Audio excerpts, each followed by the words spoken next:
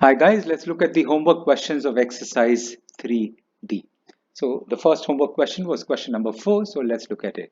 It says population of a town decreased by 12% during 1998. So in 1998 there was a decrease of 12%, and then it increased by 8% during 1999. So in 1999 it increased by 8%. Find the population at the beginning of 1998, which means this is what they want us to find. And if at the end of 1999, which is at this point of time, the population was 2,85,120. So if I look at it from the principal and amount perspective, this is our amount and this is the principal. And if I look at it from the population, this is our final population, this is our population 2 years back. So whichever way you look at it, so the formula is amount is equal to original population multiplied with, in this case, 1 minus R1 upon 100, because there is a reduction, and in the second term there is an increase, which means 1 plus R2 upon 100. Let's substitute values. So this is 2,85,120 is equal to original population multiplied with 1 minus 12 upon 100 multiplied with 1 plus 8 upon 100. That's 4 into 3, 4 into 25, 4 into 2, 4 into 25. So this is 285, 120 is equal to P multiplied with 25 into 125 minus 3. That's 22 upon 25 multiplied with 25 into 125 plus 2, 27 upon 25, which means P would be equal to 285, 120 into 25 into 25 upon 22 into 27. Let's try and divide these now. So this would be divisible by 4. This will be, no, but this is not divisible by 4, divisible by 2, divisible by 11. Let's check if divisible by 11, 7, 9, yes, divisible by 11. So 11 into 2, this is 11 into 2, 22, that's 65. So 11 into 5, 55, 101, 11 into 9, 99, 22, 2 with a 0. Next, this is divisible by 9. Is this divisible by 9? 5, 7, 9, 9. Divisible by 9. So 9 into 3, 9 into 2, 18. That's 79. 9 into 8, 72. That's again 72. So 9 into 8 with a 0. Divisible by 2, 1,440. Divisible by 3, yes, 3 into 4, 12, 24, 8 with a 0. So original population was 25 into 25 into 480. That's 625 multiplied with 48. Let's go ahead and do the calculation. 5 into 8, 40. 8 into 2, 16 plus 4, 20. 48 plus 2, 50. And this is 4 into 5, 20. 4 into 2, 8 plus 2, 10. 24 plus 1, 25. So this is 0, 0, 0, 5 plus 5, 10, and 3. So 30,000 with an extra 0, which means original population was 3 lakh people. So 3 lakh people was the original population at the beginning of 1998, which reduced to 285, 120 at the end of 1999.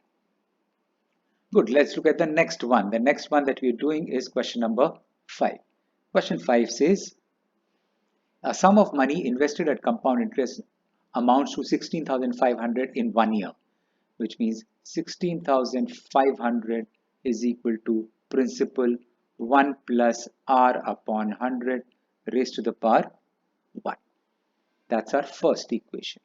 And it amounts to 19,965 in 3 years, which means 19,965 is equal to principal times 1 plus R upon 100 raised to the power 3.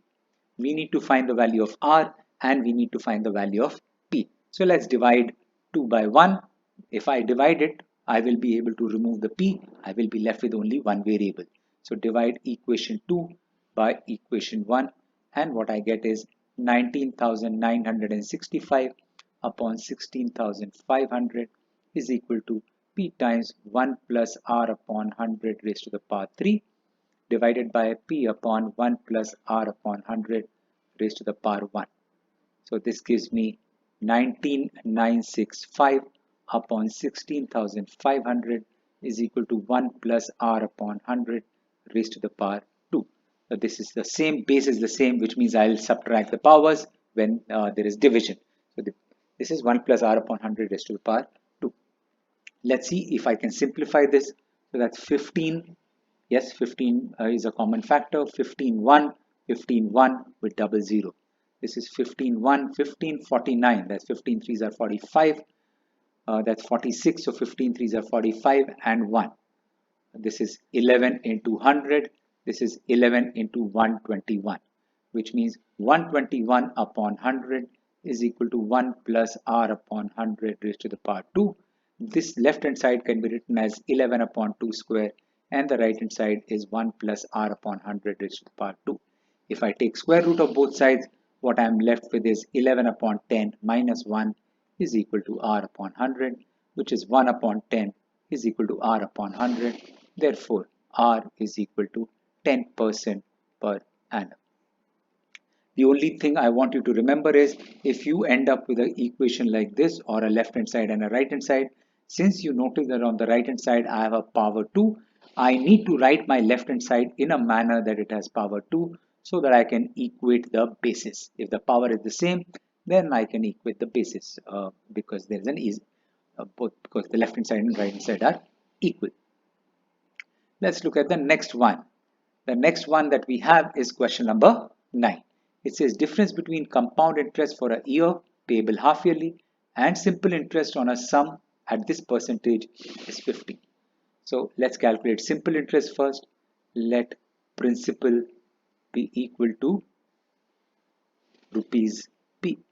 So simple interest will be equal to principal multiplied with rate, in this case 10 multiplied with time, which is 1 upon 100, which means P upon 10. Now let's try and calculate the compound interest. So compound interest would be equal to principal 1 plus R, in this case 10 upon 100. Oh, but this is payable half yearly, so I have to use the wrong formula. The formula would be P plus 1 upon P times 1 plus R upon 2 into 100, because this is payable half yearly. And this is 1 year, which means 1 into 2 minus 1. That's the formula for compound interest. So P times 1 plus R, which is 10 upon 2 into 100 raised to the power 2 minus 1. That's the compound interest. Compound interest will be equal to P times, this is 20 into 1, 20 plus 1, 21 upon 20 whole square minus 1, which is P times 441 upon 400 minus 1. Let's take LCM. This is P times 441 minus 400 upon 400. So compound interest is equal to 41P upon 400. Let's see what's the relationship given. It says difference between compound interest and simple interest is 15. So as per the question, compound interest minus simple interest is equal to rupees 15. Compound interest is 41P upon 400. Simple interest is P upon 10 is equal to 15. The LCM of 410, that's 400. So this is 41P minus multiplied with 40. So that's 40P is equal to 15, which means P is equal to 15 into 400. 15 into 4, that's 60 with 2 more zeros. So that's rupees 6,000. So the original principal is 6,000 and the difference between CI and SI on 6,000 would be 15 rupees. That brings me to the last homework question, which is question number 10. Now, I have said this earlier, these kind of questions where ratio is given are never asked in an ICSE by the board in class 9 exams, but very simple one, I would still want you to learn how to do it. So ages of Pramod and Rohit are 16 and 18. In what ratio must they invest money?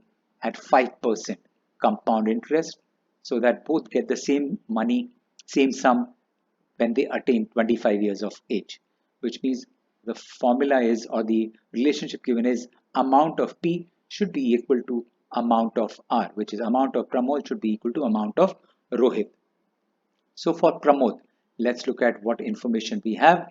Let's say principal, let it be equal to principal for Pramod. Rate is 5% per annum compounded, nothing given, which means compounded yearly. N, he is 16 years old, and we're talking about when he reaches 25, which means N is equal to 9 years. So let's calculate amount for Pramod. So amount for Pramod would be equal to principal for Pramod multiplied with 1 plus 5 upon 100 raised to the power n. That's 1 and 20. So this is principal of Pramod multiplied with 21 upon 20 raised to the power 9. That's the value of amount of Pramod, which means he will get this money when he turns 25 years old. Let's do a similar thing for Rohit. So for Rohit, let the principal be principal for Rohit. R is for him is also the same, 5% per annum, compound interest yearly. N for him, he's 18 years old, and when he is 25, which means 7 years later. So N is 7 years. So amount for Rohit would be equal to principal for Rohit 1 plus R, in this case 5 upon 100 raised to the power 7. So this is 1 upon 20. So this would be principal for Rohit times 21 upon 20 raised to the power 7. That's amount for Rohit.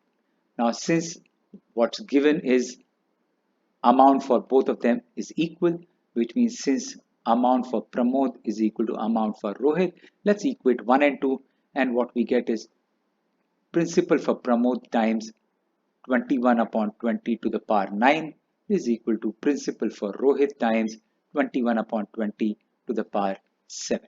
Let's divide both sides by 21 upon 20 to the power 7. What we have is principal for Pramod times 21 upon 20 raised to the power 2 is equal to principal for Rohit. I have divided both sides by 21 upon 20 to the power 7, and this has a power of now 2 only. So let's open this. This is principal of Pramod times 441 upon 400 is equal to principal for Rohit. What they want is in what ratio must they invest, which means principal for Pramod ratio principal for Rohit would be equal to 400 is to 441. That's the ratio they wanted. So they need to invest in the ratio 400 is to 441.